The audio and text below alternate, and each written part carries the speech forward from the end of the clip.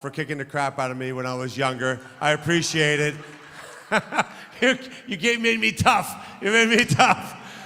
Hey, look, to all of you, we celebrate tonight not as Republicans. We celebrate tonight as Americans. And to the people out there in Ohio who didn't vote for me, just know that I will always advocate for you. I will always have your back, and I will work for the next 6 years to win you over.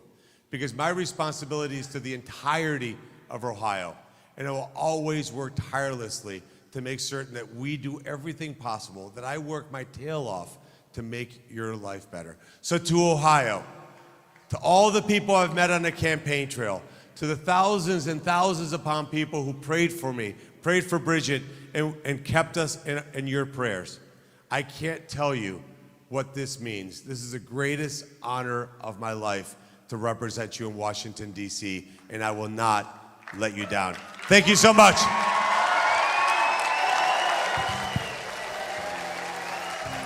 Okay, a historic night here in Westlake, Ohio. The outsider, Bernie Moreno, upsets Sherrod Brown. As you heard from Moreno, his three big things were energy independence, school choice, and increased national security. Bernie Moreno becomes the next senator from Ohio, and Republicans now gain control of the Senate. Reporting live at Westlake outside of Cleveland, Kevin Landers, 10 TV News. All right, Kevin, thank you so much. And of course, we saw just before Bernie Moreno took the stage, but the results coming in, 85% of precincts reporting showing Bernie Moreno had the lead at 51% of the vote. And so you can see there the difference in terms of the number of votes between the two candidates. Yes, right. Let's send it over to Doug Petcash, and he's going to take a look at this race and what this means. Yeah, it's all about the balance of power, isn't it? And a changing of the guard here in the state of Ohio. I do need to point out that at this point, the Associated Press hasn't officially called the race, but really the numbers show that this is Bernie Moreno's victory this evening, him giving a victory speech right there. We have not yet heard from Sherrod Brown from his campaign. I want to bring back in our political analyst this evening, Dr. Nicole Califf-Hughes from the Bowling Green State University. And it's a solid 5% lead. Again, we said it's not officially called, but 91% voted of the total vote, 88% of precincts reporting a 236,000 vote lead with 5.2 million votes. There's only about 700,000 to 800,000 potential votes still to come in. So really kind of an insurmountable lead at this point. It does look that way. Yeah. I'm surprised it hasn't officially been called yet, but yeah, this would be a pretty steep hill that I don't think that Sherrod Brown is likely to climb. So what put Bernie Moreno over the top? Did it really, a lot of it boil down to having that Trump endorsement? I don't know if it was necessarily the Trump endorsement or the fact that he was the Republican running. It really seems like a lot of the Republicans at the statewide level and their ballot proposition, the no on one aspect of it, have been successful tonight. So it may have been the Trump endorsement. I doubt that hurt him. But I don't know that you can attribute his entire victory to that. And as we check out the difference in the vote totals here, President Trump beating Vice President Kamala Harris in Ohio, which went with its 17 electoral college votes to former President Trump about an hour and a half ago, it was called. A 12% advantage here for him over Vice President Harris and a 5% advantage there. So there is some not quite mirroring of those two races as you were talking about. Yeah, there's going to be some people, and we saw some survey data to suggest this, that there are going to be some people who vote for Trump and some people who do vote for Sherrod Brown. Sherrod Brown is a longstanding incumbent, and there always is an advantage that comes with that. But I don't necessarily think that what we're seeing in either race was terribly unexpected. The Senate polls really were within that tight race margin of error going into this. And we're just getting word now the first swing state has been called, that being North Carolina and its 16 electoral college votes going to former President Trump. So one of those key 7 states right now has gone into Trump's word. That was North Carolina that was red in 2020 as well. So former President Trump holds on to North Carolina and puts that into his bucket. And we'll keep checking on these other states throughout the night. And bring you those results as we learn more about the swing states. A lot of stuff happening right here, and it appears that Bernie Moreno is going to be Ohio's senator. All right, Doug, Nikki, thank you so much. And I know, Doug, we're going to talk to you a little bit later about that balance of power, how it's changed, because really Democrats could only afford to lose 2 Democratic seats in the Senate. Ohio was one that was being closely watched. And so now that that's flipped, we'll see how that looks. Yeah. The next race we are watching closely is issue 1. That is the state constitutional amendment that would affect how political maps are drawn statewide. And so far, here are the results on that, with 88% of precincts reporting, 54%. This is going down because 54% of voters are saying no on that. 10 TV's Tara Jabor is live tonight, breaking down this issue even more. Tara.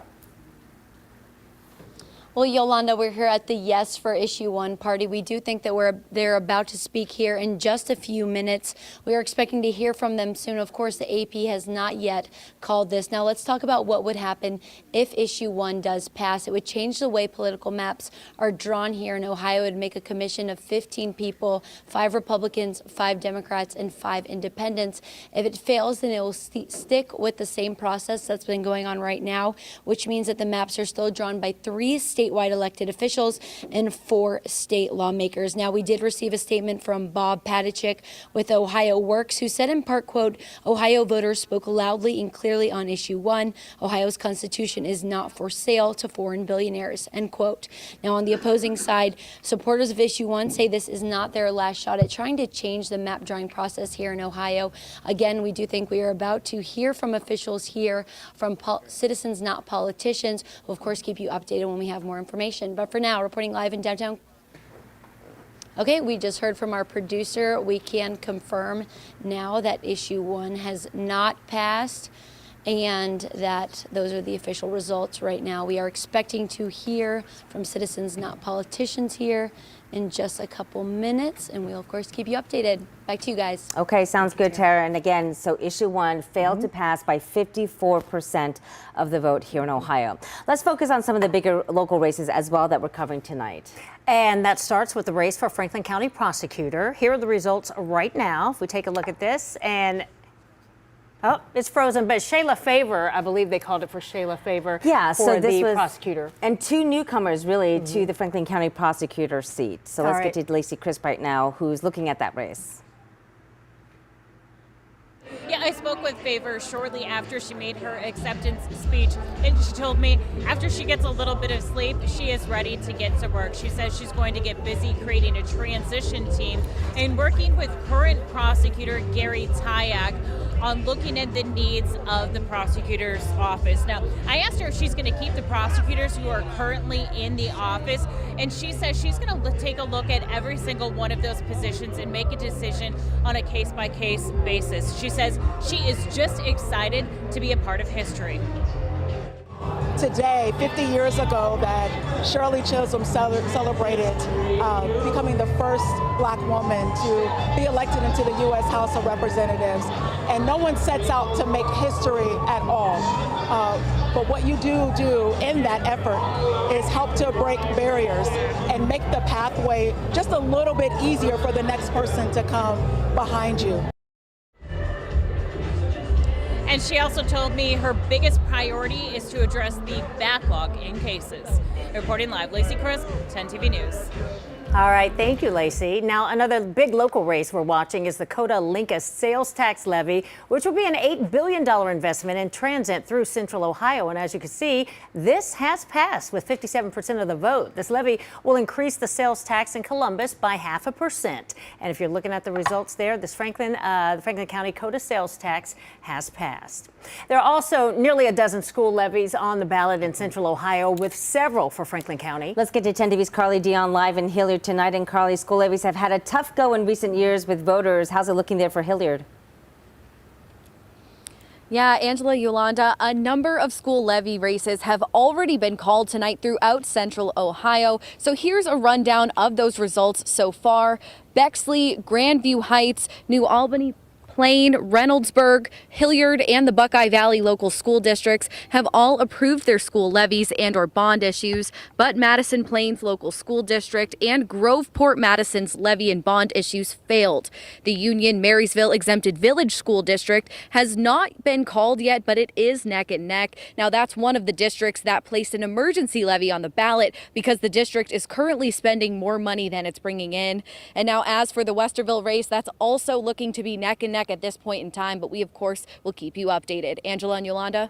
All right, thank you, Carly. Right now, we're going to go back to 10 TV political reporter Doug Petcash with what we've seen from this election so far. Let's talk about that balance of power with this shift in the Senate. Yeah, right now it looks like the Republicans have taken control of the Senate with that victory, apparent victory by Bernie Moreno here in Ohio. The AP has now officially called Moreno the winner, so we can solidly move that red dot over one of the blue ones that was formerly held by Sherrod Brown. 51 Republican, 49 Democrat. Montana's race still hasn't been called, where John Tester, the longtime incumbent, had a serious challenge from a Republican there. So it could be even a greater margin with 52 Republican to 48 Democrat. We have to see how Montana shakes out, though, guys.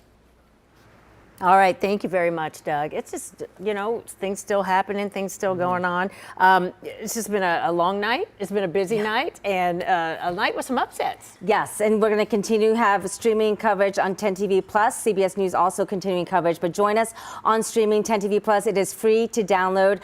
A very big election night as we are still waiting to see how the presidential race will end up and who will win the White House. For now, though, we're going to say have a good night, and we'll see you back here tomorrow. Be safe.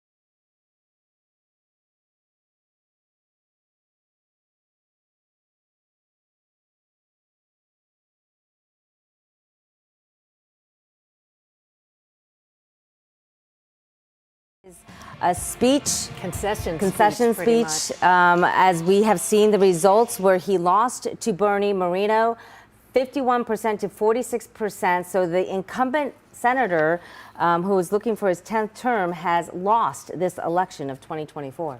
Yeah, just it's been a long night, no doubt about that. And Sherrod Brown, he's been our senator for a long time, but that is changing, and it's going to change the dynamics in the Senate.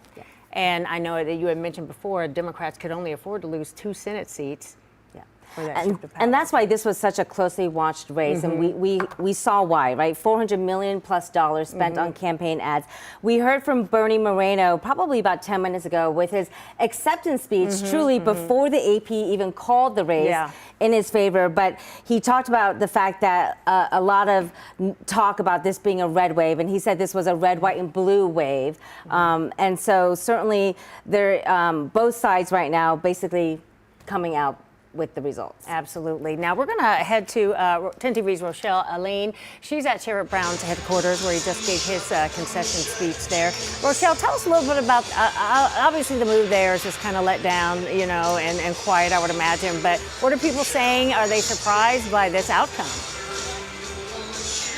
I think disbelief is the best way to encompass the mood in this room. You saw people literally, some of them slack-jawed, as they refreshed their phones and saw those results. We saw a lot of long hugs, a lot of tears in the crowd, some tears on the stage. A lot of people in this room are in shock tonight. This is an extensive 30-plus year political career here in Ohio, 17 years in this seat that has effectively stopped as of tonight. And a lot of people, are just in disbelief. I do want to recap a little bit of what Brown said in his speech. Off the top, he did call this result a disappointment. That said, he also says it will never be wrong to fight for the causes that he has fought for over his extensive career. And he went on to detail much of what he has done over the 17 years in this seat. He says he's proud of that work, and he says he's not going to give up on his fight specifically for laborers and union workers. And then he hugged some of his family members and he left the stage. And so again, we just really want to remind you guys that this is somebody who has been connected to Ohio politics for so long. We're actually watching some folks leave, again, in disbelief, in tears at this point. We're not sure if Brown is going to come and give any other statement to the media at this point. We have reached out to his campaign team to see if he's going to give us an interview. We're waiting to hear back, but at this point, I do want to send it back to you guys. Thank you, Rochelle. Do you have a question for us? Yeah, I wanted to ask you, Rochelle, obviously, and I want to make a correction too. I was saying this was Brown's 10th term. It would have been his 4th term in Congress. He held this seat so strongly. We saw Bernie Moreno come out with his victory speech before it was called. Do you feel like the Brown campaign knew that he was going to lose but wanted to wait until it was official? Absolutely. And so you could kind of feel that energy in the room. At this point, that race hadn't been called officially by the Associated Press, but you were hearing whispers in the crowd. The music kind of died down, and again, that's when that somber mood really took over the crowd. People started to gather towards the front of the stage. They set up chairs for people to have front row seats to that speech. We saw them checking the microphone, and so again, even though that race had not been officially called, we could kind of get the feeling in the room that a potential concession speech was coming. That definitely was the mood in the room tonight. All right, thank you, Rochelle. We appreciate that. We're going to send it out now to 10 TV's Kevin Landers. He is in Cleveland, where Bernie Moreno just gave his acceptance speech to the crowd there. I'm sure the mood is a lot different there. Kevin, can you hear us? Yes, I can, and the party here is still going on. As you can see behind me, Bernie Moreno is greeting all of his supporters here, including his family that's up on stage. I just got done doing a one-on-one interview with Bernie Moreno, and I asked him, I said, you know, you're an outsider. No one thought that you would be able to lead if you were elected because you don't have any experience. He's never run for public office. And he turned to me and said, we don't need experience in Washington. What we need is less of it. What we need is business people who know what the community wants, and that's how he's going to lead. I asked him if this was a tougher than expected campaign. He said, absolutely, I know it was tough, but we just flipped the Senate. He goes, and that's what toughness means. You got to stick with it. And he talked a lot about how he was going to not only represent the people that brought him here, but also the people that did not vote for him. He says he plans to be a uniter, not a divider. So as you can tell behind me, it's very loud. A lot of people are still partying here. But listen, Bernie Moreno, an outsider with no prior experience, just unseated Sherrod Brown, who had been in office since 2007 and had never lost an election until tonight. That is history being made here in Westlake. Reporting live, back to you. All right, thank you, Kevin. A lot of history being made tonight. Yeah. Maybe just people just ready for change. They just want Definitely. something different. And we should know, along with being a senator before that, he was in the House. So decades of public service there. But as we've been saying all night long, this was a very tight race. 10 TV's Doug Petcash is standing by. Let's just break down the results county by county and see how this happened. All right, we can do that for sure. Let's touch on that right now. Again, it was about a 5% victory for Bernie Moreno. Started off tighter than that early in the evening and just kind of slowly, Nikki, grew out to that 5-point lead. And as we look at the county by county breakdown here, it was once again the urban areas that supported Sherrod Brown, the blue you see here, and the rest of Ohio went to Bernie Moreno. That's kind of the way it's been shaking out here. Yeah, and that looks pretty consistent with, I think, what we would expect to see. I don't know that we necessarily, knew who was going to come out on top in any of the polling, but this is typically the areas that you see being more Democratic strongholds, and then the rest of the state being a little bit more Republican. And we can see when we turn on this portion of the map, the strength of that conviction for their candidates in the different counties. For instance, if we look at Franklin County, a very big Sherrod Brown lead in Franklin County, but then you can go to other counties where it was a very big Bernie Moreno lead. So the darker the red, the darker the blue on this map shows the level of support for these candidates. Again, as we look at that balance of power, once again, this is how it shakes out with Bernie Moreno being officially declared the winner of Ohio. The power in the Senate now shifts to the Republicans. It does. And so you're going to see you'll have a Republican advantage. They may pick up a couple more seats as the rest of the votes are counted in other states that had Senate races. It's very unlikely they'll get to the 60 vote that is necessary to kind of break that filibuster. Yeah. That's not likely, but they will have a majority. Let's talk about what could happen here in the future, too, because you have Bernie Moreno, who will be a brand new senator taking over for a senator with a lot of experience. Senator J.D. Vance has just 2 years of experience in the Senate. So if they lose, if he and former President Trump lose the election, you'll have one senator with 2 years of experience, another just starting out brand new. Now, but if former President Trump wins and J.D. Vance becomes vice president, then you will have 2 brand new senators representing the state of Ohio.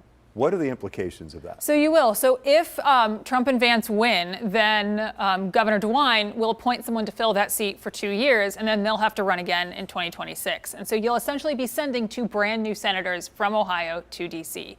And what we know from the literature is experience benefits Congress. And so having more experience means that you're going to be able to be a more effective legislator, and you're going to bring more things back for your district. And so that's in terms of grants and projects and funds. And so it might make the startup curve, that learning curve, really, really steep for Ohio's new senators in order to be competitive with the other senators, because everyone is competing for a fixed slice of budget pie, essentially.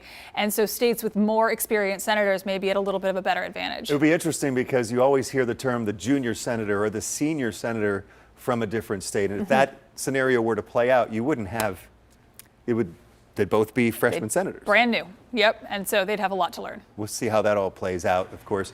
Bernie Moreno just saying we don't need more of the Washington insider. You need the outsiders for to bring in that different kind of perspective. And so he said we don't need that type of experience. You need fresh ideas, which is what he is hoping to bring to the Senate as he begins his first term coming up in January. Let's go back over to Angela and Yolanda.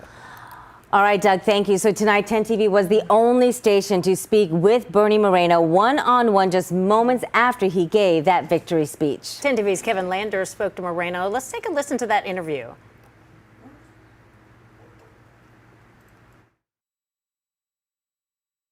6 years to make sure we have great opportunities for everybody in Ohio. We're going to build up our manufacturing base. We're going to make it so that you can live a good life here in Ohio. We're going to get things done. Look, this isn't a job for me. I want to actually make the lives of the people in Ohio better, and that's what I'm going to wake up every single day to do. And it's the greatest honor of my life to have the people of Ohio give me this opportunity. This was a tough campaign. Did you think it was going to be this tough? Oh, of course I knew it was going to be that tough. We just changed the Republican control of the Senate. We just flipped the Senate from Democrat to Republican. It was always going to be tough. But look, I've taken on tough battles in the past, and this is no different. but I'm more energized to go out there and get to work for the American people and the people of Ohio than I've ever been. People saw you as an outsider. They said, you know, this guy doesn't have experience. How is he going to lead? What do you say to those people who question your ability? Proof is in the numbers. Proof is in the numbers. And look, experience is the problem in Washington, D.C. They have an experience with open borders. They have an experience with massive debts. They have an experience with a government that's out of control. We don't need that experience. We need people from the business sector that know how to get things done and fix it. Look, if I do anything, is at the end of my first term, is that we bring Ohio together. We need to be united as Americans. We cannot continue to divide ourselves and be mad at each other because of political parties. That's the most important thing. Look, that's what I'm going to work every single day. Look, I didn't win Cuyahoga County, but in 6 years, I'm going to do everything in my power to make sure the people of Cuyahoga County are better off because I was in Washington, D.C. than before. I'm going to work for all of Ohio. That's the difference. Thank you, guys. Thank you. So you just heard it there again. 10 TV's Kevin Landers, the only one to talk one-on-one with Bernie Moreno right after he gave that victory speech.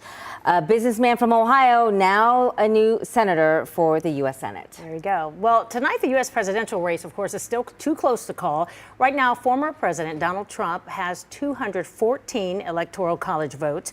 Vice President Kamala Harris has 179. You know that magic number, of course, is 270. Yes, they always call that the path to the presidency. Ohio was called early in the night for Donald Trump, winning 55% of the votes here in the Buckeye State. Now, some of the happiest people right now celebrating that down in Southwest Ohio. This is where Vice Presidential nominee J.D. Vance is from, his hometown of Middletown, but nearby is... And Clay Gordon, you've been there all night long. So really, what's the mood like given now that Bernie Moreno race was just called? He was backed by Trump. How are people feeling there? Yeah, Angela and Yolanda, as we've been talking throughout the night, this started off here at this watch party only about 20 miles from J.D. Vance's hometown in Middletown here in Westchester, with hundreds and hundreds of people here filling this entire room. And it was a great reaction from the crowd when former President Trump won the state of Ohio. And then after that news came out, and then most recently the news with Bernie Moreno beating incumbent Sherrod Brown, the population here has slowly drifted away because of, obviously, it's a school night, is a work night, is it a Tuesday night for here on Election Day. And people here in Butler County are very happy with some of the results so far today. And some of the people that are still hanging on here are not only watching these big screens for those key battleground states, but maybe even the hope that they could get some kind of presidential winner by the end of the night. We know that is very, very unlikely, but people are still hanging on with a little hope that they can see more good news here in Ohio. Angela, Yolanda? All right, thank you, Clay. We do have a quick little update. The AP has just called Virginia, the state of Virginia, for Kamala Harris. Yeah, so that gives us updated the Electoral College votes numbers now. That brings her up to 205. And Donald Trump sitting at 230. So as we can see, that gap is starting to narrow ever so slightly here. But let's get to CBS News correspondent Danya Backus now. She joins us live in Arizona, really big swing state there. Absolutely. Danya, we've been telling viewers for months now just how important this Senate race is in Ohio. Can you discuss the balance of power and how that's changing after Bernie Moreno winning that seat from Sherrod Brown? You're right. CBS News is estimating that the balance of power when it comes to Senate will lean Republican. And we knew going into the night that there was a pretty slim margin. Democrats had 2 seats that they were looking at trying to hold on to because that's what they had the lead in terms of seats in Senate. And 2 races, your state, of course, and then also Montana. So now when it comes to the balance of power, what everyone has been talking about is that whichever party has the majority, that's going to have a big influence on what the next president will be able to accomplish. The future president will need the U.S. Senate to confirm their cabinet, their Supreme Court justices, and to get policies enacted. So this was a very big deal, and it still is a very big deal right now. Again, because we do do know that we're still looking at Montana. That's also a close race, one that it was another Democrat who was in an extremely red state that was fighting to hold on to the seat there, Democrat John Tester. So we'll see what happens. But we also know there are definitely other political races. There were 12 key races that we were watching closely in the Senate race. Michigan is one of those, Pennsylvania, Wisconsin. All of those are still right now a toss-up. So when it comes to the Senate and the balance of power, of course, this was looked at very closely. Right now, CBS News is projecting that that balance of power could lean Republican, and we do know from what I just said that that could really make a difference when it comes to which president is elected and the policies and agenda that is passed. All right, CBS correspondent Danya Backus reporting for us. Thank you so much for your time.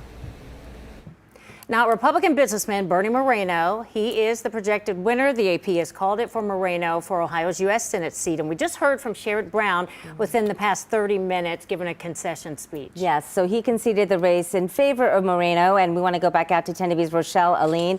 Rochelle, you were there and you were talking about that mood, right? And how all night long, not huge celebrations, kind of a steady go until the very end. Can you talk about that again and what you really heard about the message from Brown tonight? You know, we really felt a change in the atmosphere. There was a buildup when we first got in here. Folks were excited. They were celebrating wins at the local and state level. Then about 10 o'clock, once we kind of heard whispers that Bernie Moreno had taken the stage and had officially declared himself the winner, even before the Associated Press had, called the race, that's when we really started to feel a change in the atmosphere in this room. We saw folks frantically again refreshing their phones to see what the results were. We saw tears, a lot of long hugs, a somber attitude. And then once Sherrod Brown took the stage, we literally saw some folks with their mouths open, slack-jawed in disbelief, because a lot of people here did not expect the results that we saw tonight. This is a man who has held his seat since 2007. He has been connected to Ohio politics for over 30 years, and folks thought that that would continue on beyond tonight. Again, they did not see that coming. I do now want to toss to his full speech that he gave just a little while ago. We may be tempted to say hope was not enough. We might be tempted to second-guess ourselves and question whether we worked hard enough or long enough. That is not our story tonight. We believe that all work has dignity. We always will. We believe in the power of people over corporate special interests. We always will. We believe if you love this country, you fight for the people who make it work. We always will. This is a disappointment, but is not a failure. It will never be wrong. It will never be wrong to fight for organized labor. It will never be wrong to fight for the freedom of women to make their health care decisions. It surely will never be wrong. It surely will never be wrong to fight for civil rights and human rights.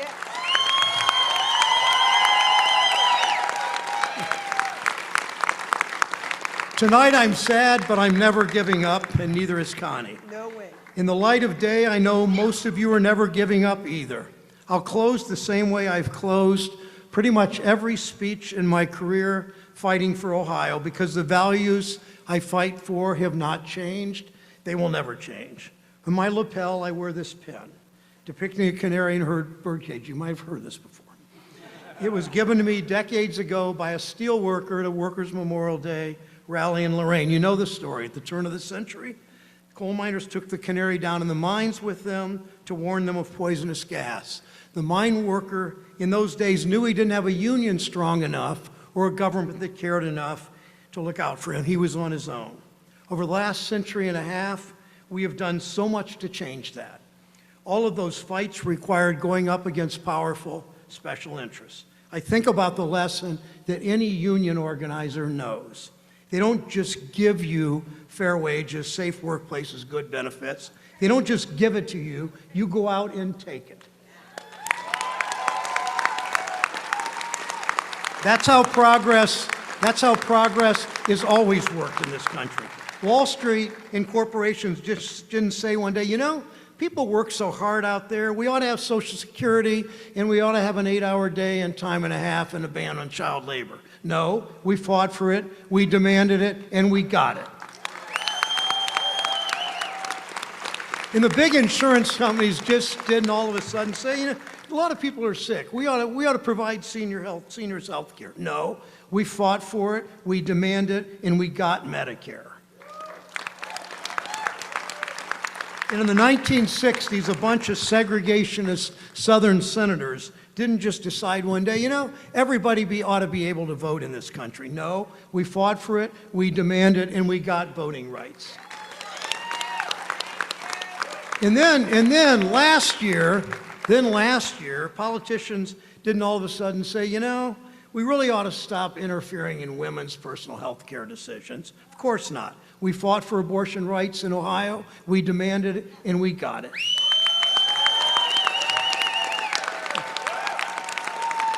In all those fights, progress didn't happen on its own. We know there are so many fights still ahead. When I first came to the Senate, like all new senators, they gave me one of those really expensive, fancy pieces of jewelry. You could kind of walk around, and I'm a senator, I'm a big deal. I wore it for a couple days, but it just didn't feel right, so I took it off and I put my canary pin back on. And I've worn that canary pin every day since. So tonight, nothing changes. I don't take off this pin. I'm not giving up on our fight for workers, and I know you won't either. Thank you. And again, he left the stage hugging family and close friends. I can tell you, almost as soon as he left the stage, we saw many hugs in the crowd, and then folks cleared out as well. You can see behind me, this room is empty. They're breaking down. People are moving on, and I can tell you, because this seat has changed, all eyes are now on the outcome of the presidential race. For now in Columbus, Rochelle Aline, 10 TV News. All right, thank you, Rochelle. Well, people may have to wait a little longer for the results of that presidential race because right now there are still many states that have not yet been called tonight. Cash has been tracking it all tonight. He joined us again. Let's talk about it. Yeah, we're still watching those swing states at this point. 6 of the 7 have not been called at this point. Only the swing state, the battleground state of North Carolina, has been called. Its 16 electoral college votes have gone to former President Trump. He also won North Carolina in 2020, so that wasn't a flip there. Now, the states that were blue back in 2020 were Georgia, Pennsylvania, Michigan, Wisconsin, Arizona, and Nevada. If you look at 2020, that's how it shaped up then. You can see that blue wall, as they call it, of these of the Midwestern states, but also the Western states of Arizona and Nevada went to Joe Biden back then. So we're still watching that and the implications of how it has. Now, I want to bring back in our political analyst and expert here tonight, Nicole Califf-Hughes, to talk about how this is shaping up. And we're going to go to the key states. We can look at that on our touch screen. And these are those battleground states that we were talking about. First of all, real quick, we know North Carolina, Donald Trump has gotten the check mark there. The other ones are still too close to call at this point, but we're seeing all red. So all the states at this point, except Nevada, which hasn't reported any numbers yet, are leaning towards the former president. Let's go one by one here. First of all, Arizona, 50% of the total vote in, but only a 7,000 vote difference. That is likely way too close to call. I don't think, 7,000 votes is tiny, but right, 12,000 made a difference last time. So it really depends. But with only 50% of the vote in, I think that one is just too close to confidently call at this point. Georgia, though, he lost by 12,000 votes in 2020. But at this point, with 93% estimated total vote, he's up by 118,000. Yeah, so he's looking much better in Georgia this time and much better than compared to Arizona. What we don't know, though, is what part of Georgia is still outstanding. And so that's going to make a difference. Whether it can overcome that big of a gap, we just don't know. But if it's urban areas of Georgia, if we're looking at parts of Atlanta, you could see that gap narrow a little bit overnight. Michigan, 43% of the vote. And so are we thinking maybe Detroit hasn't been tallied yet? So that's what I've seen, is that not all of Detroit really has been tallied yet. And so with Michigan, right, a lot of the population lives in southern Michigan. So this really is very... And Detroit is also very Democratic. Exactly. So this is very geography dependent here. And so depending on what part of the state is that 44%, totally changes the meaning of what that 134 some odd thousand advantage is. And so I don't know yet what parts of Michigan we're really looking at here. He does have an advantage, but the majority of the vote is still outstanding there. Right. Nevada out in the Pacific time zone, no numbers from there yet. But Nevada only has 6 electoral college votes, but still, it is a key swing state. North Carolina, that's the one that's been called, as we mentioned. Pennsylvania has been talked as the most important of the swing states for both candidates, also expected to be very close. But again, 83% estimated total vote, an advantage for him of more than 200,000 at this point. It is, and again, it's going to be a little bit of a geography question, is what part of Pennsylvania is that 17%? But if it's Philadelphia. If it's Philadelphia, then that 200,000 is not as big of a deal. If it's rural Pennsylvania, it becomes a real big problem. Right, and we also heard like Lehigh, the Lehigh area of Pennsylvania. I believe it's a little more of the liberal leaning part of the state, but there was a 7-hour wait, so they were asking for more time, so that also could play into that 17%. It could, because if there were other, and I don't know, but if there were other polling locations that did have some of a wait, hopefully not 7 hours, because that's a real big wait, but if they did have a little bit of a wait, you could see some slow moving there. And Pennsylvania couldn't even start counting their ballots until today, so for the stuff they received by mail. So they may slow down, but if they just keep picking up Trump votes, they may be able to call later tonight. And also part of that blue wall of 2020 was Wisconsin, about 100,000 vote lead there as well, with 3/4 of the vote in. And again, it's going to be a little bit geography dependent, but essentially what Harris would need to do in all of these states based on these numbers is she would need to outperform what we saw from Biden 4 years ago, which I don't think we have seen happening quite yet.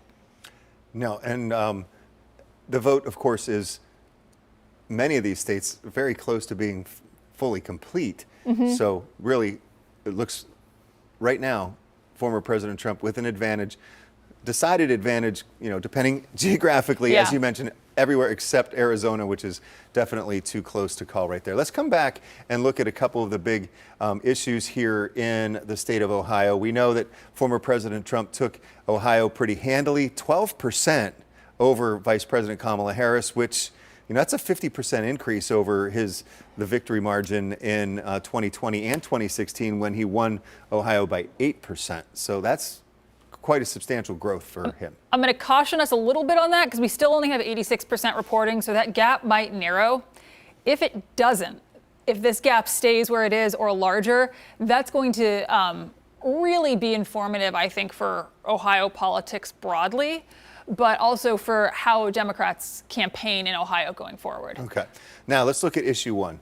This was called an hour or two ago, actually, because the no's on this, creating the Citizens Redistricting Commission, won by, it's looking like 8% right now. Polling, I think, had suggested much closer, if not leaning towards the yeses. But again, this was the effort to create a new constitutional amendment that would change the way Ohio's political boundary maps, the legislative districts, congressional districts are drawn, switching that power to a citizens commission rather than the 7 members of the redistricting commission now, which are all elected officials, 3 statewide, and then you have two Republicans and 2 Democrats from the legislature. This failed pretty handily. It did. This was less competitive than I think the yes on one supporters would want. And I think a lot of that can be attributed to citizen initiatives are really hard to get over that final line. They are hard to pass. They more commonly fail by far. And the fact that this was really confusing and it was complicated and the ballot language was complicated and it was 3 pages long. And that's a lot to ask of a voter when they go in to vote, whether they're using a machine or something else. And so I think some of it may be the confusing nature of it, some of it may be the issue itself, and some of it may just be the initiative process is hard, and it takes a lot to change the Constitution. And just wanted to do a quick check on the Supreme Court races. We had 3 of them at this time, and all 3, I believe, at this time, have been called for the Republicans, meaning the Republicans will have a majority on the Ohio Supreme Court, improving from 4 to 3 to now 6-1. Yes, that is a very strong majority for Republicans on the Ohio Supreme Court. And big issues coming up in the new year as well. Yeah, there's going to be a lot of really interesting things that come before them that relate to reproductive health care, education, future ballot language, districts. All of this is going to end up before the Ohio Supreme Court, which is now 6-1 with a Republican majority. Firmly conservative. Nicole, thank you so much. And we're going to send it back over to Angela and Yolanda now for more of the results. All right, thank you, Doug. Let's give you a look at some local races here, starting in Franklin County. For the prosecutor's office, the Democrat Shayla Favor taking on the Republican John Rutan, both of them newcomers to this race because the current prosecutor, Gary Tyack, announced that he would not run for re-election. So the results are in favor for Shayla Favor, 63% to John Rutan's 37%. She, by the way, is the first female and the first person of color to win this seat ever since the inception of the prosecutor's office since 1805. That is a historic move tonight, no doubt about that. So, as you can see, this is a historic victory for her tonight. 10 TV's Lacey Crisp explains. Well, I spoke with Favor shortly after she gave her acceptance speech, and she tells me after getting a little bit of sleep, she is ready to get to work. She says she is going to work on creating a transition team and working with current prosecutor Gary Tyack on a smooth transition. Now, I asked if she'll keep the prosecutors in the office or hire her own staff, and she says she's going to look at every position and make a decision. She tells me she's just excited to be a part of history. Today, 50 years ago, that Shirley Chisholm celebrated becoming the first black woman to be elected into the U.S. House of Representatives. And no one sets out to make history at all.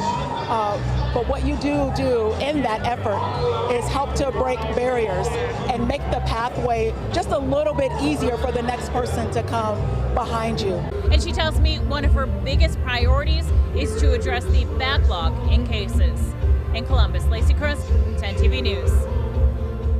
Thank you, Lacey. Now, the whole country has been watching the race for Ohio's U.S. Senate seat. Yeah, it's certainly the big talker, not only here in our state, but really nationwide. And we just learned that actually more than $500 million was spent on the race for Ohio's Senate seat. That was based on a company that tracks the advertisement and all the money. Yeah. Stakes certainly very high because Bernie Moreno winning this seat could tip that balance of power in the U.S. Senate to the Republicans' favor. Yeah, so let's get back over to CBS News correspondent Danya Backus. And Danya, we know just moments ago Bernie Moreno won the U.S. Senate seat here in Ohio. What does this mean for the Senate? Well, Democrats went into the night. They went into the night having 2 seats that they were trying to hold on to. They only needed to flip 2 seats in order to, Republicans only needed to flip 2 seats in order to gain control of the Senate, and it looks like they have done that. Earlier in the night, Republican Jim Justice flipped West Virginia's Senate seat to red, replacing retiring Democrat Joe Manchin, and then now in your state, where the race has been called for Moreno. And so right now it looks like CBS News is estimating that Senate will now lead towards Republican control.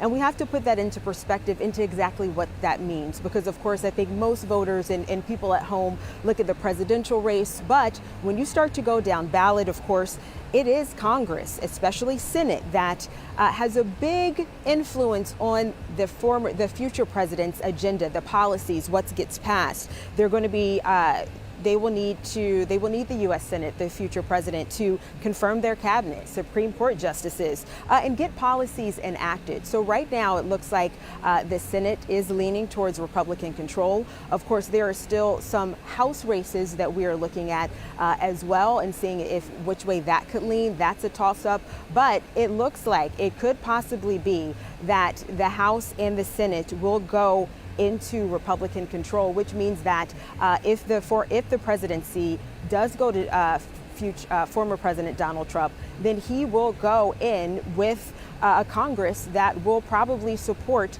a lot of the policies and the agenda that he will try to enact. So right now, of course, there are still some races that we're looking at, but in terms of the Senate, it looks like it is leaning towards Republican control. Danya, of those races that you're still looking at, keeping a close eye on, are any of them as close as this Moreno-Brown race was? You know, that is a good question. Yes, a lot of them were close in that way. I'm looking at Wisconsin, Pennsylvania, Michigan.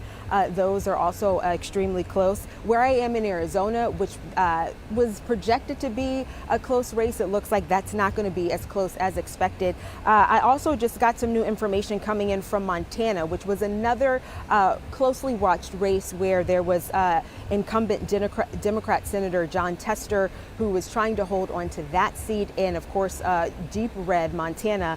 We have been told that 14% of the vote counted in smaller counties. They're still counting votes there. There's still some counties with large populations. People are still in line. So it could be a while before we have some reliable Senate results there. So yes, people are still looking at other races, but at this point, we do think that it's going to lead towards Republican control. All right, Daniel Beckes, thank you so much for giving us some of your time tonight. I know it's been a long, busy night for you. Thank you so much. You know, she talked about the Senate race being so close. All 435 House seats were also up for election tonight. And so there was a lot of attention on that, because any which way those races go could have changed things too. But again, something else that we are watching. We also just got word that Hawaii has now been called for Kamala Harris. So that gives her 4 more electoral college votes. Okay. All right, well, you know, voter turnout for this election was expected to be high, and we really saw that coming down the stretch from early voting till today. Yeah, we're talking about long lines, several polling places, thousands of people really waiting, some of them hours to cast their ballots. Let's look at 10 TV's Carla Rogner to see how voting went across the area. Poll workers have been delivering their ballots to the Board of Elections since polls closed at 7:30. There were some predictions that voter turnout this year could be record-breaking, but it turns out that may not be the case here in Franklin County. The record here is 72%, set in 2020. The Board of Elections is still calculating turnout, but expects it will be somewhere between 65 to 70%. Polls were busy throughout the morning, but things did start dying down after lunchtime. Now, poll workers will continue to collect those ballots and share results throughout the night. Reporting from the Board of Elections, Carla Rogner, 10 TV News. All right, Carla, thanks. Now, Bernie Moreno, again, the projected winner of the most expensive U.S. Senate race in history. Again, more than $500 million spent in the race, according to Ad Impact, between him and incumbent Senator Sherrod Brown. Moreno gave his victory speech just about an hour ago at his campaign watch party in Westlake. Let's get to 10 TV's Kevin Landers. And Kevin, you've been there all night long. You saw that swell of excitement. How are things right now? Well, Bernie Moreno has left the building. He left about 20 minutes ago. Moreno, as you mentioned, took the stage behind me and claimed victory before the race was actually called. Here's some of what he had to say. Look, today starts a new wave. You know, we talked about wanting a red wave. I think what we have tonight is a red, white, and blue wave in this country. Because what we need in the United States of America is leaders in Washington, D.C. that actually put the interests of American citizens above all else. We're tired of being treated like second-class citizens in our own country. We're tired of leaders that think we're garbage, and we're tired of being treated like garbage. You know, my opponent talked a lot about helping the working man. And I will agree with him on the need to help working Americans. But the difference is talk without action is nothing. So what we're going to do, thanks to now having a Republican majority, by the way, how about that, in the United States Senate. And Chuck Schumer, if you're watching, thanks for the help in the primary, but you're fired, buddy.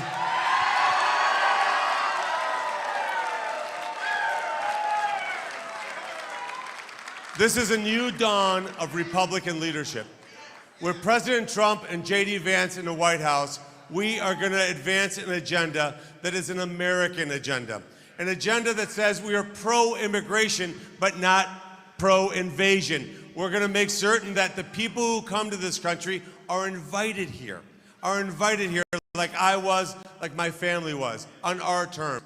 We're going to make this country an energy-dominant nation so that my kids do not grow up in a country where we ever rely on a foreign nation for energy ever again.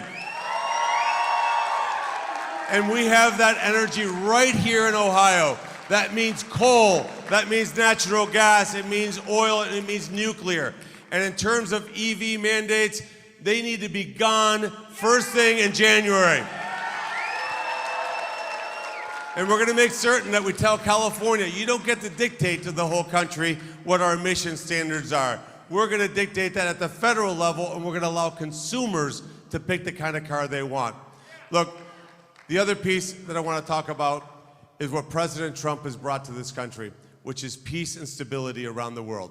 America will be a leader in the world, will always be a leader in the world. American leadership has made the planet safer, more prosperous, and more secure than at any point in human history. But it means that we ensure peace through strength. The weakness of Joe Biden and Kamala Harris is rejected, and I know that from whether it's in Jerusalem or Kiev or anywhere else on earth or Taiwan, they're cheering this election because they know American strength will ensure peace around the world. And if you're a police officer in this country, just know you have a senator in me and a Republican Party that will always have your back.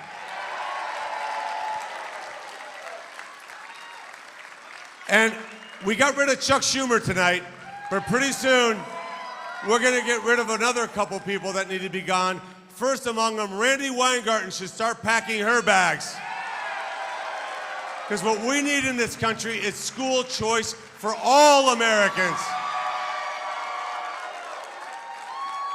And then as I look at my children, I've blessed with 4 kids. And by the way, can we give my wife an amazing round of applause, please? Thank you, Bridget. Bridget.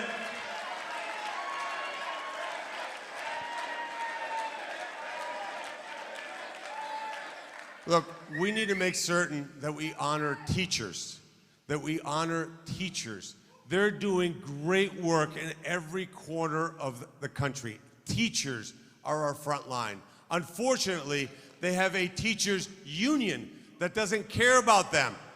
We're going to make certain we empower teachers to teach our kids what they need to do. And that means getting the federal government out of the way and allowing states to take on responsibility.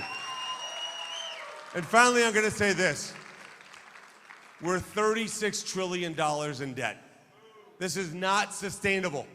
We cannot continue on this fiscal path. What we're going to do is massively reduce the size and scale of the federal government, and we're going to do it from Congress, because it's Congress that has the power of the purse. Now, that starts by getting rid of agencies that we don't need, relocating them out of Washington, D.C. We're going to have a bold and ambitious agenda for the Republican Party. And I know that President Trump is going to bring greatness back to this country unlike anything we've ever seen. So, President Trump, if you're watching, thank you. Thank you for being decisive in my primary. Thank you for being the greatest president of my generation. And thank you for the sacrifices that you've made for this country. This country owes Donald J. Trump a debt of gratitude. And to Senator J.D. Vance, Ohio loves you, man. Ohio loves you. I love you. Look, I cannot think of a more brilliant pick than when President Trump selected J.D. Vance. I know J.D., let me just tell you, he's a great man. He is going to be an incredible vice president. I can't wait to have him leave his office so I can be the senior senator from Ohio.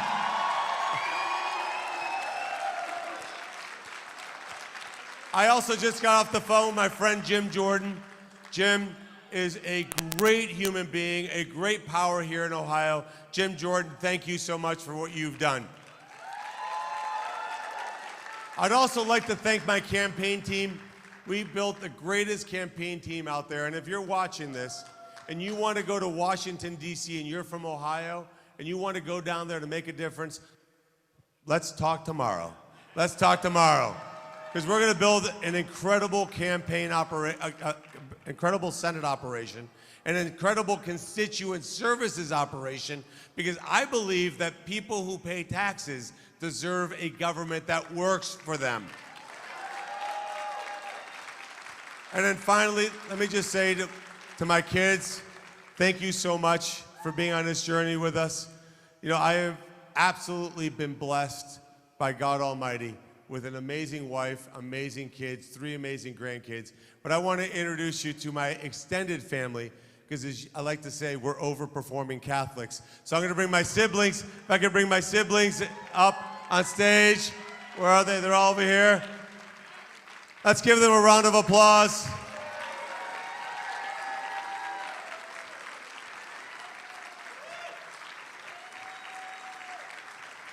I'm going to say one last thing.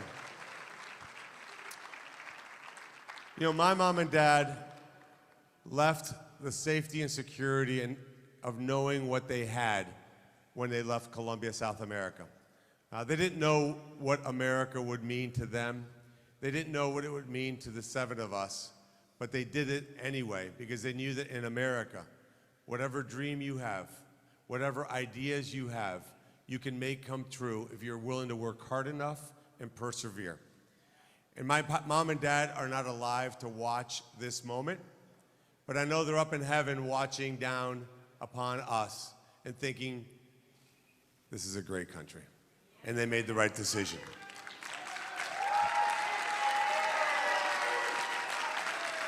And I know for one person that my mom and dad would be looking down and saying, this is an amazing thing, is my sister Vicky. Would be so proud of you, Vicky, for everything that you've done. You've been kind of our substitute mom along the way. Look, Vicky, you were almost like my mom growing up, because both my parents worked really, really hard. So Vicky was the one who would make sure that I always stayed true to myself. My brother Luis, thank you for your leadership and guidance. I think Sherrod Brown and Chuck Schumer owe you a little bit of an apology, by the way. I don't think it will come. And to Jose and Alex and Richie, thank you so much for kicking the crap out of me when I was younger. I appreciate it. You made me tough. You made me tough. Hey, look, to all of you, we celebrate tonight not as Republicans. We celebrate tonight as Americans. And to the people out there in Ohio who didn't vote for me, just know that I will always advocate for you. I will always have your back, and I will work for the next 6 years to win you over. Because my responsibility is to the entirety of Ohio, and I will always work tirelessly to make certain that we do everything possible, that I work my tail off to make your life better. So to Ohio, to all the people I've met on the campaign trail, to the thousands and thousands upon people who prayed for me, prayed for Bridget, and kept us in your prayers, I can't tell you what this means. This is the greatest honor of my life to represent you in Washington, D.C., and I will not let you down. Thank you so much. You've just been listening in. That was Bernie Moreno giving his acceptance speech after learning that, actually he gave his acceptance speech before the AP called it, but he was right on track there, giving his speech there. And as we turn our attention to the presidential race, still about 10 or so states out there have yet to call the race. What's interesting to note is that there's still one state that has polls open until 1 a.m. our time. That's Alaska. Oh, okay. Alaska. They have 3 electoral college votes, so probably not enough to sway a winner one way or the other. But let's get over to Doug Petcash right now, because you're breaking down what those numbers look like. Yeah, and Alaska has been solidly Republican, as Hawaii has been solidly Democrat over the years, with 4 electoral college votes in Hawaii that have gone to Vice President Harris. The 3 in Alaska, as you mentioned, not till 1 o'clock in the morning or so will we know anything from there. But is expected to go red once again for former President Trump. Still watching 6 of the key swing states right now. Only North Carolina has been called. Its 16 electoral college votes stayed red as they were in 2020 and go into former President Trump's column. We're still waiting for Georgia, Pennsylvania, Michigan, Wisconsin, Arizona, and Nevada were the swing states. But we also haven't gotten a call yet on New Hampshire, which of course is in the Eastern time zone. Not sure why that state hasn't been called. Maybe they've had some ballot counting issues or late polling. Also, Minnesota has not been called yet. And that is, of course, the home state for the vice presidential running mate of Vice President Kamala Harris, Tim Walz. And so kind of a surprise that that state has not been called at this time. Let's bring back in our political expert. It's political science professor Nicole Caleb-Hughes from Bowling Green State University. First of all, thank you, of course, I want to say on air for your 4 or 5 hours of sharing your knowledge with us today. We really appreciate your expertise and your perspective on what's been going on. As you look at this map, still at this point, no surprises. Oh, I do need to point out we've had one change since the last time we talked, and that was one district in Nebraska went blue. For that's one electoral college vote for Kamala Harris going into her column, now bringing her up to 210. But again, Nikki, this is not a surprise the way it's shaped up so far, and we're still waiting for the swing states. Yeah, I mean, so far, I think we're really looking at very similar to what we saw 4 years ago. What's going to possibly be different and where the changes could come is from our swing states. And so that's what we just don't know with any certainty quite yet. My guess is, as it gets even later into the night or the next day, as it I think technically is right now, I think we will probably get those calls for at least some of them. I don't think we'll have as much uncertainty for as long as we did 4 years ago. So I think we will know sooner. But I do think we still have just a little bit to go on some of those, particularly for states like Nevada. Let's take a quick look at the key states once again. Arizona, the lead has grown by about 6,000 for former President Trump, but only up to 13,000. I have a feeling it's going to be a while before we hear any calling of Arizona. Yeah. Georgia, a little bit wider margin now with 93%. As you recall, President Trump only lost Georgia by 12,700 votes 4 years ago. So an 118,000 vote margin is quite substantial when you consider the flip. Yeah, that's the one that is looking pretty good for him right now. I mean, I think it will depend a little bit on where the outstanding votes are, but at 93%, that's a pretty big hill to climb for Harris. Michigan, 195 right now, only 52% reporting. We're thinking right now that Detroit hasn't been counted, which is a very stronghold for the Democrats. Yeah, if that outstanding vote is from Detroit, then Michigan really could go either way. And we're hearing also that Nevada still has people in line. Oh, goodness. And are waiting. So that's why we're not getting any results from them at this time. North Carolina has already been called. You see the check mark there for former President Trump. Pennsylvania, one of the key states. This is now down to 171,000 as a difference. It was up over 200,000 about a half hour ago or so, but 86% reporting. Again, it's that geographic consideration, where are these votes coming from that still have to be tallied? And that one's going to really depend on geography with that. It is narrowing. That's still a pretty big gap. But if all of those votes that are outstanding are from large cities that tend to go Democrat, it might narrow even more. I do want to get your final thoughts tonight on the Senate race here and what happened in this race. Long-time incumbent, 3-term Senator Sherrod Brown losing by 5%. What do you think happened in this race that made it break down this way? It really just seems like Republicans in Ohio across the board outperformed Democrats. And this may be that, right? We know Bernie Moreno had Trump's endorsement. I don't know if that necessarily got him over the finish line. So I do think that it could be some of that, but it really just looks like Republicans outperformed in the state Supreme Court, the Senate. The last time we checked the presidential numbers, it looks like Trump did better than he has in the 2 previous elections. So it's very possible that Republicans just really outperformed Democrats in Ohio. The gap has been narrowing very slightly. So it's narrowed up a little bit as we've got more votes coming in, but these are still decently sized gaps, particularly in the presidential race. Yeah, 12% gap in the presidential race. with Donald Trump over Kamala Harris here. It was an 8% gap 4 years ago, and then 4 years prior to that as well. Nikki, thank you so much again for your expertise tonight. We certainly appreciate your perspective on this and explaining how these things can, they work out over the course of the night. So thank you so much. Thank you. All right, let's go back over to Yolanda and Angela. All right, Doug, thank you. That path to 270 is certainly becoming a little more clear as the early hours start to creep in. Another big statewide issue here in Ohio, issue 1. This would have changed the political map-making process in Ohio, but it failed, and you can see 54% to 46% who said yes. Yeah, and 10 TV's Tara Jabor has been covering this issue all night. She has the very latest.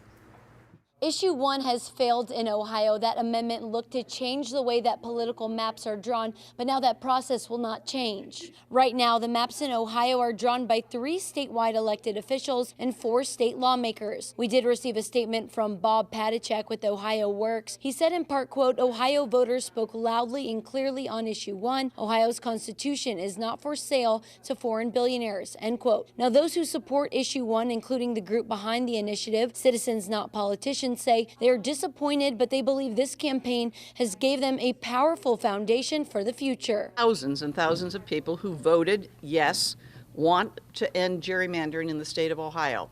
The statistics show that. There's absolutely no doubt. The people that voted no thought they were voting to end gerrymandering because of the manipulated language on the ballot. Now, the retired Chief Justice says that they will regroup, but she says right now they have no plans for another amendment. Reporting in downtown Columbus, Tara Jabor, 10 TV News. All right, thank you, Tara. Meanwhile, we're now hearing from the group against issue 1 as the state's only statewide initiative failed tonight. And here's what they had to say following the measure being called. Ohioans read the amendment and they realized it was a bad idea. It would have taken away accountability of the voters about how maps are drawn. They made the smart decision, and this was an overwhelming defeat of the issue. Special interests spent $42 million trying to pass this issue that was bad for Ohio. That was a little concerning to us, but we had the right issue on our side. Ohioans did their homework. They voted no. That was the right decision. All right, well, that does it for us here for your 10 TV Plus election stream tonight. Thanks so much for staying with us and watching. I'm Angela Ann. And I'm Yolanda Harris. Our coverage continues online and on air this morning at 4:30. Meantime, you can see the live election results anytime on 10tv.com or use our free mobile app. You can also look at the article that is on our main page on 10tv.com. Have a good night. Be safe.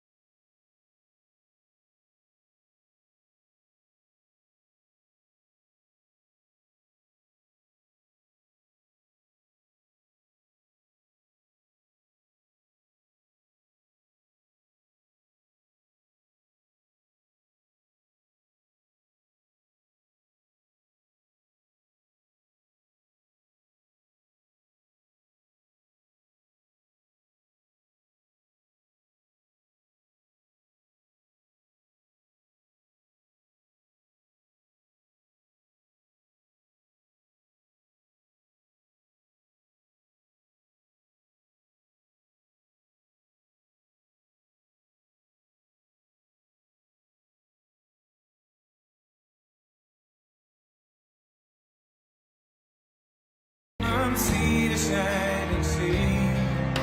From Detroit down to Houston, and New York to LA, where there's pride in every American heart, and it's time we stand and say that I'm proud to be an American, where at least I know I'm free, and I won't forget the men who died, who gave that right to me, and I gladly stand up next to you and defend her still today, 'cause there ain't no doubt I love this land. God bless the USA.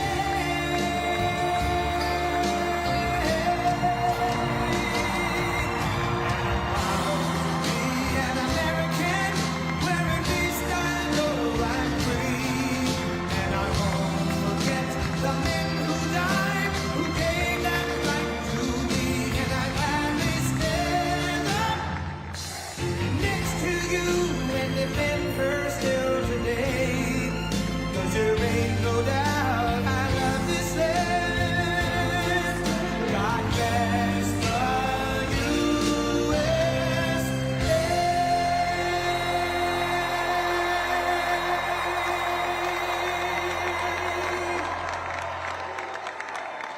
Thank you very much. Wow.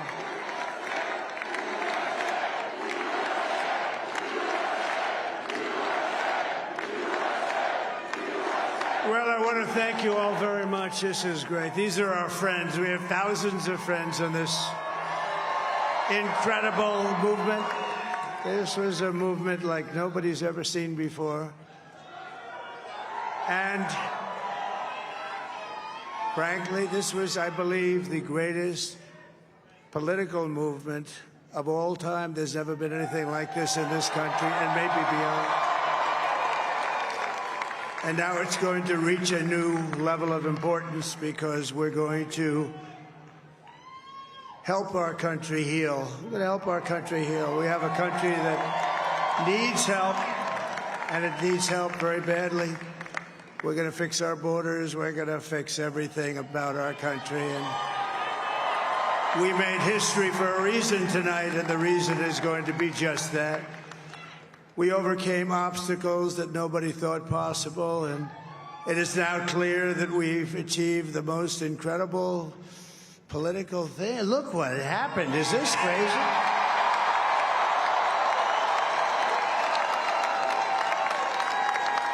But it's a political victory that our country has never seen before, nothing like this. I want to thank the American people for the extraordinary honor of being elected your 47th president and your 45th president. And every citizen, I will fight for you, for your family, and your future. Every single day, I will be fighting for you, and with every breath in my body, I will not rest until we have delivered the strong, safe, and prosperous America that our children deserve and that you deserve. This will truly be the golden age of America. That's what we have to have. This is a magnificent victory for the American people that will allow us to make America great again. And in addition to having won the battleground states of North Carolina, I love these places, Georgia, Pennsylvania, and Wisconsin, we are now winning in Michigan, Arizona, Nevada, and Alaska, which would result in us carrying at least 315 electoral votes, but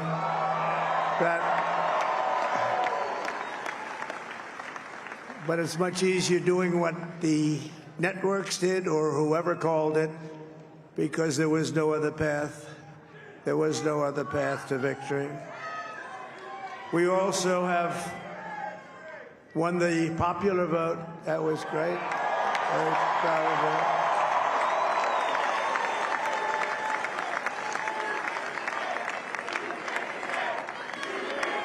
Thank you.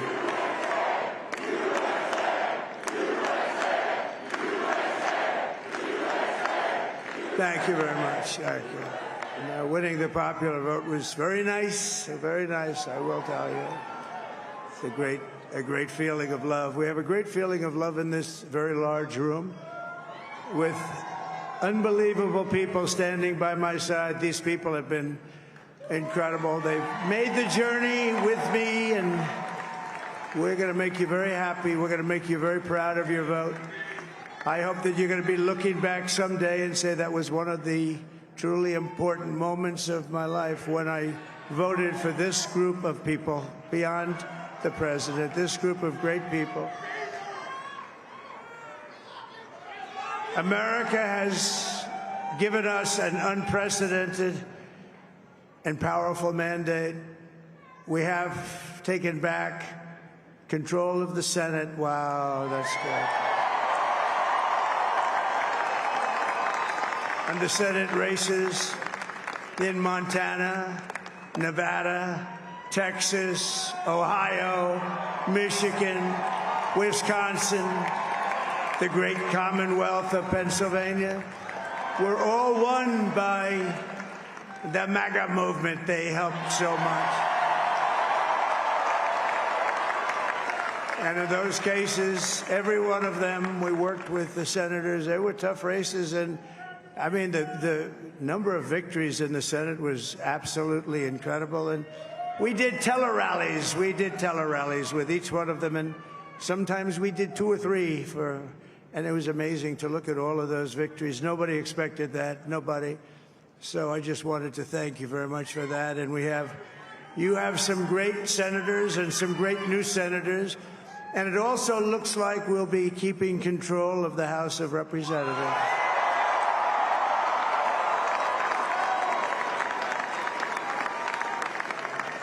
And I want to thank Mike Johnson. I think he's doing a terrific job.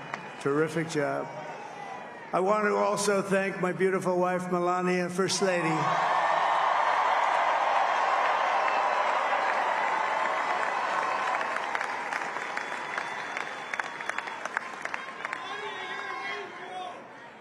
Who has the #1 best-selling book in the country. Can you believe that?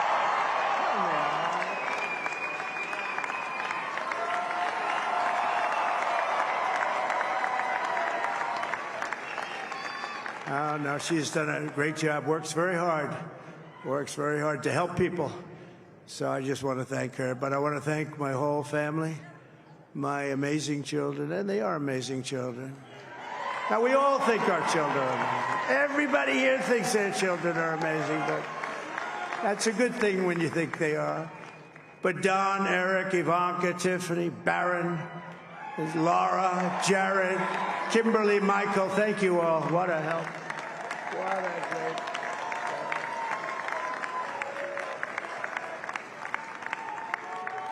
My father-in-law, Victor, is tremendous, and we miss very much Melania's mother, Amalia.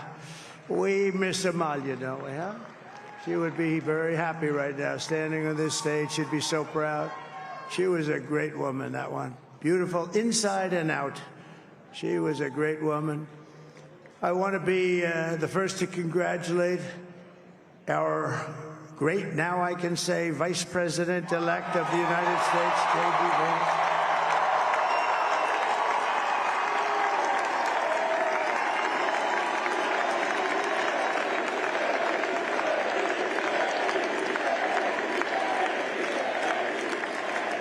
And his absolutely remarkable and beautiful wife, Usha Vance. And he's a feisty guy, isn't he? You know, I've said, go into the enemy camp.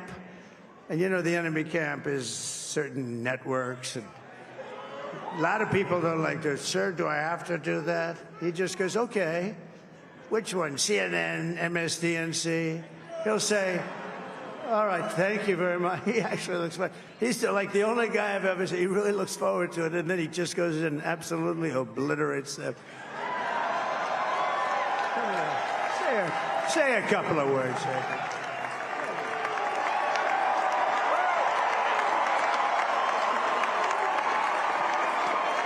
Wow.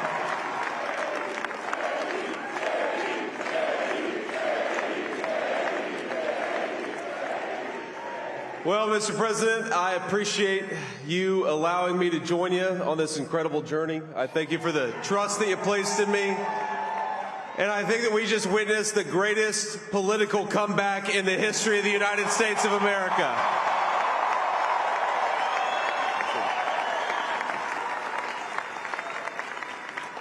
And under President Trump's leadership, we're never going to stop fighting for you, for your dreams, for the future of your children. And after the greatest political comeback in American history, we're going to lead the greatest economic comeback in American history under Donald Trump's leadership.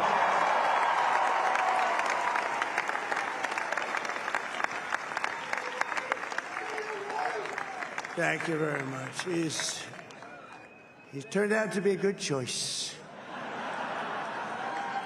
I took a little heat at the beginning, but he was, I knew the brain was a good one, about as good as it gets.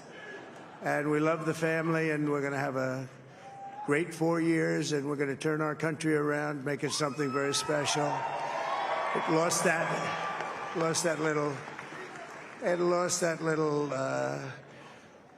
thing called special. We have to make it so. We're going to make this so great. It's the greatest country and potentially the greatest country in the world by far. And right now, we're going to just work very hard to get all of that back. We're going to make it the best it's ever been. We can do that. If we had to wait longer, I don't know. It was going bad, and it was going bad fast. We're going to have to seal up those borders, and we're going to have to let people come into our country. We want people to come back in, but we have to let them come back in, but they have to come in legally. They have to come in legally. Let me also express my tremendous appreciation for Susie and Chris, the job you did. Susie, come here. Come here, Susie. Chris, come here, Chris. Susie likes to stay sort of in the back, let me tell you. The Ice Maiden. We call her the Ice Maiden.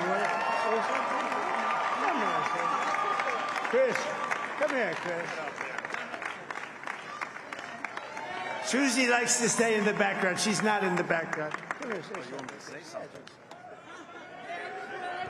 This wasn't expected, but I just want to thank, obviously, President Trump for this journey. It was a great one, and he's a hell of a candidate, and he's going to be a hell of a great 47th president. And this team that we had, the best team, and, of course, even my boss, Susie Wiles, the best. Thank you. Thank you, and thank you, Susie. Look at her. She's shy. I've never seen her be shy before. Susie. They're great. Everybody up here is great. Everybody up here is very special. But the Trump, who did you say? Oh, let me tell you, we have a new star. A star is born, Elon. Now he is. Now he's an amazing guy. We were sitting together tonight. You know, he spent 2 weeks in Philadelphia and different parts of Pennsylvania, campaigning. You know, he sent the rocket up 2 weeks ago, and I saw that rocket, and I saw it coming down. I saw it. It was, when it left, it was beautiful, shiny white. When it came down, it didn't look so pretty. It was going 10,000 miles an hour, and it was burning like hell. I said, what happened to your paint job? He said, we've never made a paint that could withstand that kind of heat. And but I saw it come down and turn around. And it was, you know, it's like 22 stories tall, by the way. It looks a little smaller than that, but it's big. And it came down, and you saw that fire burning. And I'm saying, only Elon could do this. It must be an Elon. And I tell the story. I told it last night. I had a man on the phone. I had the screen muted, no sound. I was talking to a very important man, happens to be here. And that very important guy, one of the most important people in, I would say, the country, actually. But, you know, I was president, and now it looks like I was going to be maybe president again, so I figured I could ask him to hold. So I asked him to hold. And especially because you're going to be president again, they hold. So I took the phone down, and I'm looking at the screen. I'm seeing this crazy thing that's going around and coming down. It looks like it's going to crash into the gantry. And I said, oh, no. And I said, do me a favor, do you mind holding for a couple of minutes? I want to see this. I thought it was a space-age movie or something. I put the phone down. Bad part, I didn't pick it up for 45 minutes, and he was holding. But this spaceship came down, and I saw those engines firing, and it looked like it was over. It was going to smash. And then I saw the fire pour out from the left side, and I put it straight. And it came down so gently, and then it wrapped those arms around it, and it held it. And just like you hold your baby at night, your little baby. And it was a beautiful thing to see. And I called Elon. I said, Elon, was that you? He said, yes, it was. I said, who else can do that? Can Russia do it? No. Can China do it? No. Can the United States do it other than you? No, nobody can do that. I said, that's why I love you, Elon. That's great. And you know, when we had the tragic Hurricane Helene, and it hit North Carolina, they were really devastated, the water. This was a big water, as big as we've ever seen, water hurricane. It built lakes out of nothing. Fields became lakes, and the danger was unbelievable. And the people from North Carolina came to me and they said, would it be possible, at all possible, for you to speak to Elon Musk? We need Starlink. I said, what's Starlink? It's a form of communication. So I called Elon, and I'll tell you what, he had, and it was very dangerous. People would die. They had no communication. All the wires were down. I called Elon Musk. I said, Elon, you have something called Starlink. Is that right? Yes, I do. What the hell is it? He said, it's a communication system that's very good. I said, Elon, they need it really, really badly in North Carolina. Can you get it? He had that there so fast. It was incredible. So, and it was great. It saved a lot of lives. He saved a lot of lives. But he's a character. He's a special guy. He's a super genius. We have to protect our geniuses. We don't have that many of them. We have to protect our super geniuses. I want to thank some of the guys. You know, we have up here today the U.S. Open champion. He's a fantastic golfer, slightly longer than me. It's a ball, a little bit longer than me. Just a little bit. Bryson DeChambeau is up here someplace. What happened to Bryson? Where is he? Bryson. Oh, he was shot. He's hitting balls. Oh, he's on the way. He's hitting balls. Bryson. Oh, look at him.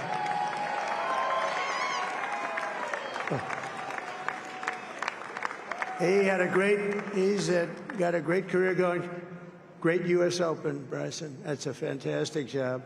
And we also have a man, Dana White, who has done some job. He's a tough guy.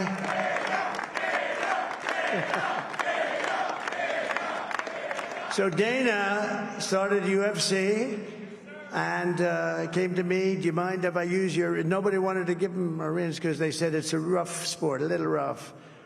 And I helped him out a little bit, and I went, and they said, this is the roughest sport I've ever seen, but I began to like it, and he loved it, and nobody's done a better job in sports. And you know, he's a very motivational kind of a guy, what he does. He gets these fighters, and they really go at it, and it's become one of the most successful sports enterprises anywhere at any time. It's doing so well. I'd like to ask Dana just to say a couple of words, because people love to hear from him. Dana,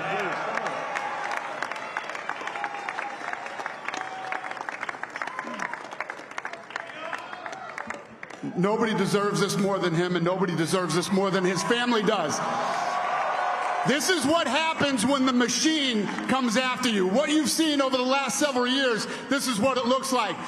Couldn't stop him. He keeps going forward. He doesn't quit. He's the most resilient, hard-working man I've ever met in my life. His family are incredible people. This is karma, ladies and gentlemen. He deserves this. They deserve it as a family. I want to thank some people real quick. I want to thank the Nelk boys, Aiden Ross, Theo Vaughn, Bussin' with the boys, and last but not least, the mighty and powerful Joe Rogan. And thank you, America. Thank you. Have a good night.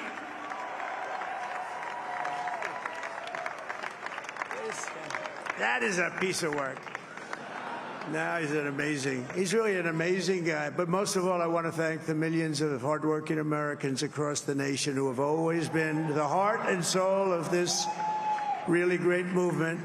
We've been through so much together, and today you showed up in record numbers to deliver a victory like like no other. This was something special, and we're gonna pay you back. We're gonna do the best job. We're gonna turn it around. It's got to be turned around. It's got to be turned around fast, and we're gonna turn it around. We're gonna do it in every way, with so many ways, but we're gonna do it in every way. This will forever be remembered as the day the American people regained control of their country.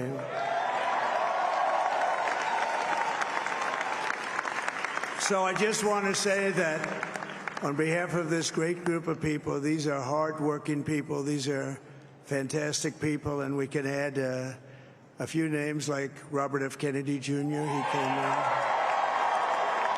And he's going to help make America healthy again.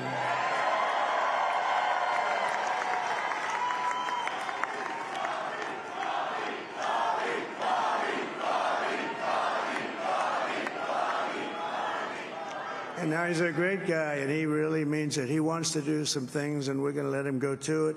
I just said, but, Bobby, leave the oil to me. We have more liquid gold, oil and gas. We have more liquid gold than any country in the world, more than Saudi Arabia. We have more than Russia. Bobby, stay away from the liquid gold. Other than that, go have a good time, Bobby.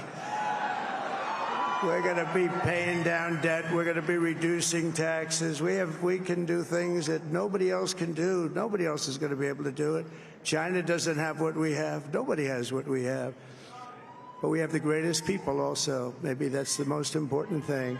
This campaign has been so historic in so many ways. We've built the biggest, the broadest, the most unified coalition. They've never seen anything like it in all of American history. They've never seen it. Young and old, men and women, rural and urban.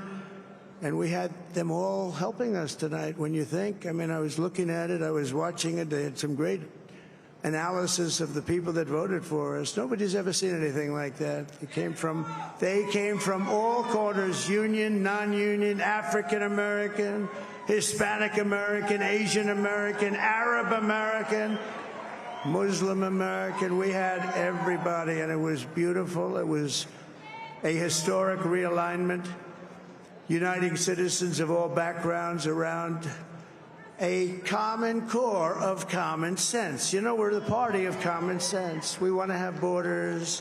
We want to have security. We want to have things be good, safe. We want great education. We want a strong and powerful military, and ideally we don't have to use it. You know, we had no wars. 4 years we had no wars, except we defeated ISIS. We defeated ISIS in record time, but we had no wars. They said, he will start a war. I'm not going to start a war. I'm going to stop wars. But this is also a massive victory for democracy and for freedom. Together we're going to unlock America's glorious destiny, and we're going to achieve the most incredible future for our people. Yesterday, as I stood at my last stop on the campaign trail, I'll never be doing a rally again. Can you believe it? I think we've done 900 rallies approximately from them. Can you imagine? 901 something, a lot of rallies. And it was sad. Everybody was sad. Many people, I said, this is our last rally. But now we're going on to something that's far more important, because the rallies were used for us to be put in this position where we can really help our country. That's what we're going to do. We're going to make our country better than it ever has been. And I said that many people have told me that God spared my life for a reason.